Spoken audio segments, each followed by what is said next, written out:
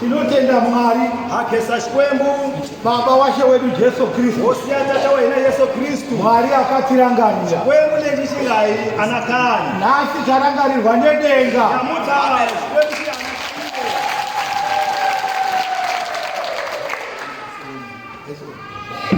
Afrika yedu amen tine mufaro mukuru kwazvo nhasi inetsako loukulu nyamuta nokuti South Africa yasaswa neropa raJesu kwa South Africa yashiwe ingati ya Yesu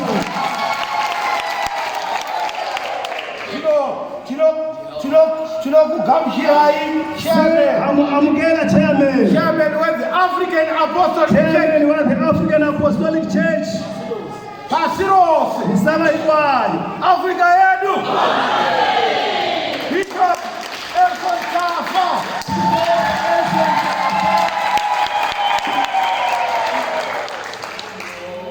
abakomana chechi yaiti abona nakerekese yenji ya chechi yaiti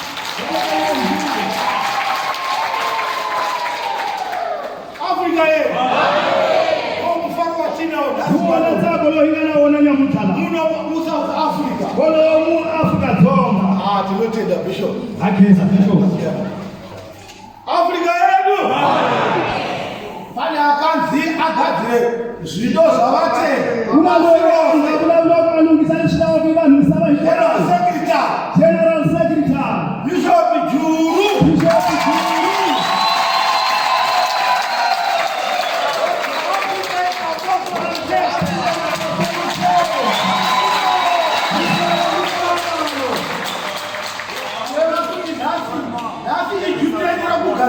rokugadzira zvipamhope zvigoiswa chitindo nhasi pano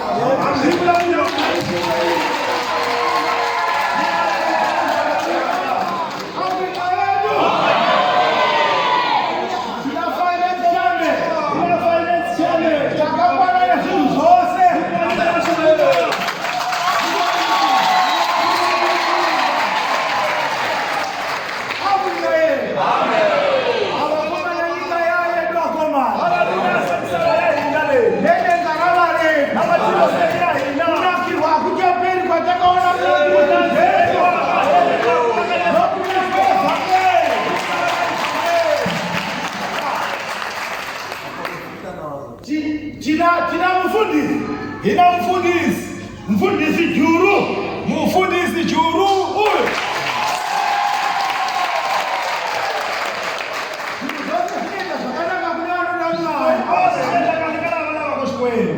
tine vaprofita muprofiti Mamalize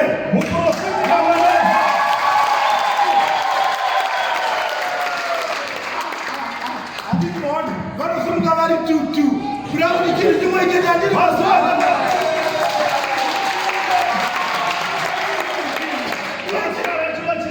chinhu chimwefu kana vakadaro vari vaviridzidziswana kushoriwa muchakabuhuni kana iri imwe chete sezvizvogona kuisa ukaityora asi tikazoita mbiri hauchasviki pavari haungadzikwanisi kudzityora Afrika yedu simba rakawedzera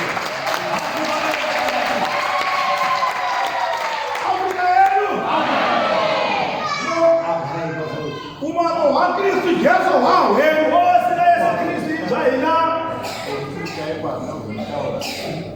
ndiyotenda nokubatsirwa chairman muprofiti mushaikwa muprofita mushaikwa uyo akazvikama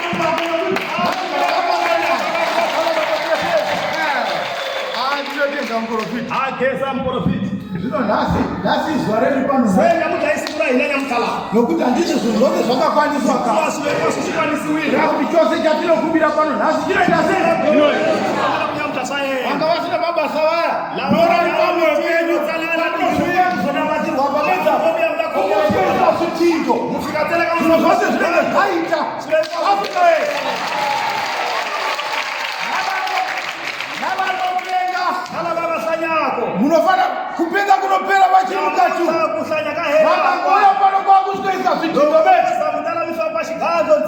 zvazvinonyanya kubatsira isu kuuya kwekuita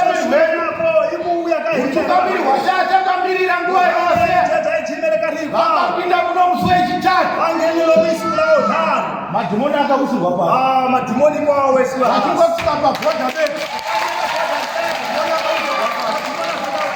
Afrika ye. Sakandati. Yende ngarare dufuta. Nokunakirwa kuchapera. Nakunanzelwa kaheli. Kwatotanga pakati pedizo. Usungulile maswali kai. Afrika ye. Afrika ye. Zvino pano ngatimbe ino moyo unoda. Ona aimbelele timbili tikanzako.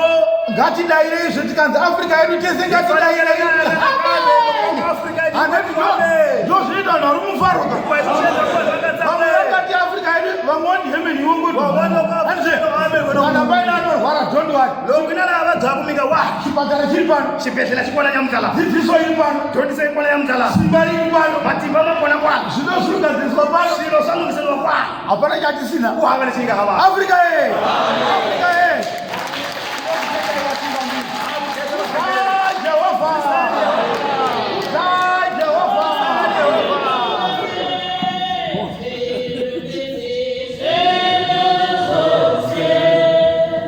Afrika yedu, Afrika yedu, Yesu tinotenda kutigamuchira kwenyu. Naina kesa kuamkela kuina. Yesu tinofara kwe pakati penyu. Naina hatsaka kuwala kamwina. Nekuti muri vamwe vedu. Ikuwa mvamwani vahina. Afrika yedu. Pazvinhu zvose tinotenda muranda waMwari Paul Mwari. Kasura ikosa ikesa mlanza wachikombele spomwa zva Afrika. Uyo akatidzidzisa rudo runokudana. Loyi akaidhonisa liranzo lelisuka kumatilweni. Tinotenda Mwari wakamutuma. Akesa chikwembu chikamurume. Asi kutanga ndinokumbira kuti mutiregerere. Kambe chosukura tikombela kumwihivale lavo. Nekuti makaita nguva yakareba muchichema Ikuwa wepileka ruole hamkamirhila ingasefika haleni. hongu mashokota ayanzwa. Kambe marita imatwa. Uye chido chakanga chiripo. Elani ranzo aririkona. Asaka takamirira nguva yaMwari. Aimeleka rwashikwe. Saka zvakazotenderwa kuti Selesi. Afrika yedu. Afrika yedu. Pakati penyu tiri pamwe chete. Ekuwa pakati kamwina irikona ikweni. Tauya kuzonamata Mwari. Chiwile kukapongela shikweni. Hapana zvatiri kufambira munyika Kuhava leti ichifambela kula tikweni le. kuti tizonamata Mwari. Kambe ibile kutapongela shikweni. Uyezve tichibatsira kukudzidzisai zvinhu zvakaitika sezviri kufamba mucheche. Ibile kai imudhonisa lesvikaendle kasvifamba kuekerekeni. Ndokufamba kwedu pakati penyu. Iko kufamba kahina mashweni kamwina. Afrika yedu. Afrika yedu. Afrika yenyu chose. Chekani vana vashikwembu ngopfu. Nokuti tiri vamwe venyu. Kuva hivamwani vamwina. Saka tauya kwamuri. Iyo mhaka hikilela. Kudzai Jehovha.